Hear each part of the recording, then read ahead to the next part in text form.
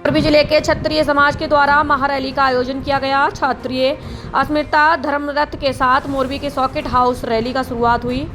मोरबी शहर के मुख्य रास्तों पर से ये रैली पसार हुई थी। इस महारैली में मोरबी जिले के सभी गांव और शहरों में रहते क्षत्रिय समाज के भाइयों बुजुर्गों को मुखियाओं अपनी बाइक एवं गाड़ी के साथ उपस्थित रहे थे। यह रैली महिलाओं के सम्मान के लिए योजित की गई थी। इस महारैली में अन्य समाजों का भी बहुत बड़ा योगदान रहा और हजारों की संख्या में समर्थक उपस्थित रहे। इस रैली में मोरबी के सनाला गांव में शक्ति माता के मंदिर पहुंचकर रैली की पूर्णाहुति की गई। समाज द्वारा धर्मरथ क्षत्रिय अस्मिता नारी अस्मिता माटेनी आ लड़ाईनो छेल्लो तबक्को छे।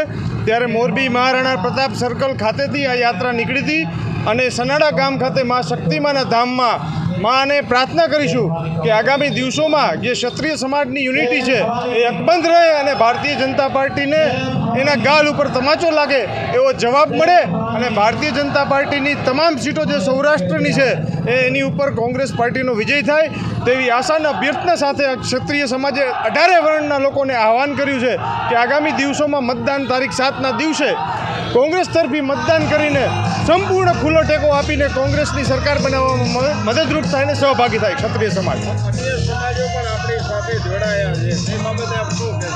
અન્ય સમાજોને પણ ખ્યાલ છે કે જો ભારતીય જનતા પાર્ટી આવડો મોટો ગુજરાતનો ક્ષત્રિય સમાજ હોય એની બહેનો દીકરીઓ વિશે આવી ભાષાનો ઉપયોગ કરી શકતી હોય તો પછી બીજા સમાજની તો કોઈ વાત જ નથી આવતી। બીજો સમાજ જે છે જેની અંદર વર્ષોથી પોતાની અંદર રહેલી જ્વાળાઓ આજે એની પણ ખુલી ઉઠી છે અને ક્ષત્રિય સમાજને સ્વયંભૂ ટેકો આપ્યો છે।